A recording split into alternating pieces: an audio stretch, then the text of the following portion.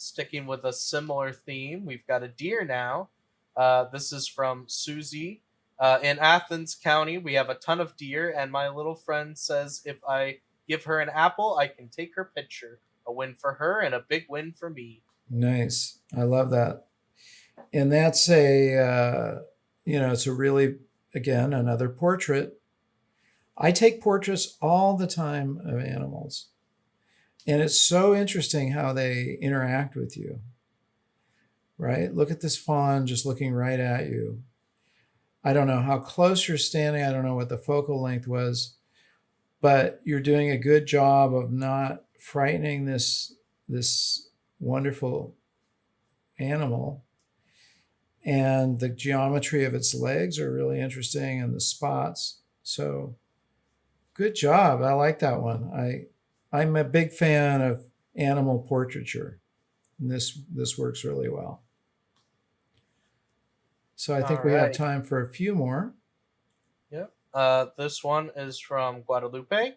Walking the trail near Chimney Rock. This was one of the landmarks the pioneers saw during their journey across the Oregon Trail in western Nebraska.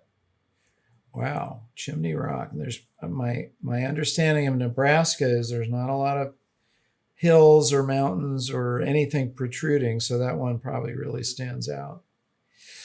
Um, I like the leading lines, leading your eye right, yep, right to the subject, and there's the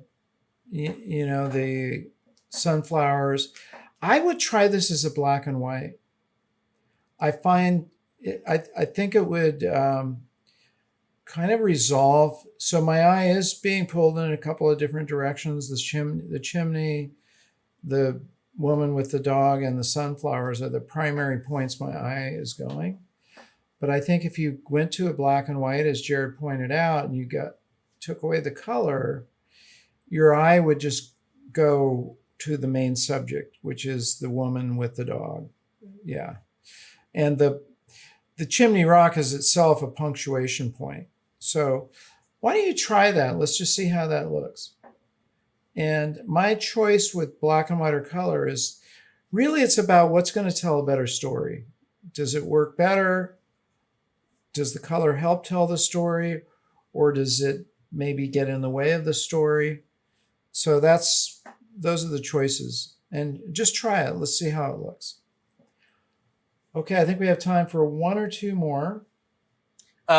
Sue made a comment on the moose one. Thanks, Mark. Yes, moose are very large and dangerous. Thankfully, I have a long lens. Yeah, I sort of Very figured. true. Only take photos of moose if you have a long lens. Yeah, Please. really, for sure. All right. Here is another photographer friend of the channel who has a recognizable style. This is Sandy, our friend Oh, from yeah, I India. knew that was Sandy. Sandy, you're just a really great photographer. There's so many things working in this image. I mean, look at the framing of your main subject in the door or the window there, and the contrast, and the birds giving you punctuation points, multiple. This definitely works as a black and white. But it's interesting. Even though there are several places your eye could go to because of the birds, my eye goes right to the subject because of the light coming in there. It just pulls my eye right to the main subject, which makes it interesting. But the birds flying also add interest to it. And then you've got a diagonal line there, which are always cool to use. The line of the where the birds are is what I'm thinking mainly. Yeah, you have several different diagonal lines there. The sun. So good one, Sandy. Thank you for being part of our AYP community. I really love that you're here. And one day I'll make it to India and travel with you and take some photographs. All right, let's do one or two more. All right. This one is from Eli. No caption given with it. Eli, so good. Leading lines, the road works really well as a leading line, and you're framing with the trees at the end. What we need is a subject to pull our eye. Because remember, leading lines work to pull your eye to a subject. So a dog, a horse, a car, a bird, a person, something at the end of that pointer would just help the photograph. And you can carry a tripod with you and use yourself as the subject. No, nothing wrong with that. Or if you're with someone, as I've done, hey, would you mind going there and standing right in where those trees are and where that little dip is? Just stand there for a minute, okay? And then you direct them. Don't be afraid to use people as your subjects and to direct them. You're the director of your own movie. Your film is your creation. So put all your tools to good use. All right. And with that, I think we're going to look at one more and then we'll call it a day for right now. Yeah, I'm pulling up this one right now. An interesting one. This is by our good friend Bert, who we Bert, know as a baseball photographer. I thought this was interesting. that Um, is interesting. It's a reflection through a window or something. Or, yeah, we're or looking maybe a through. chain link fence. I've been Oh, trying to yeah, figure that that could out be. myself, Okay, so we're looking is what through I'm thinking. something. We Because got this was posted with other photos in a dugout. okay.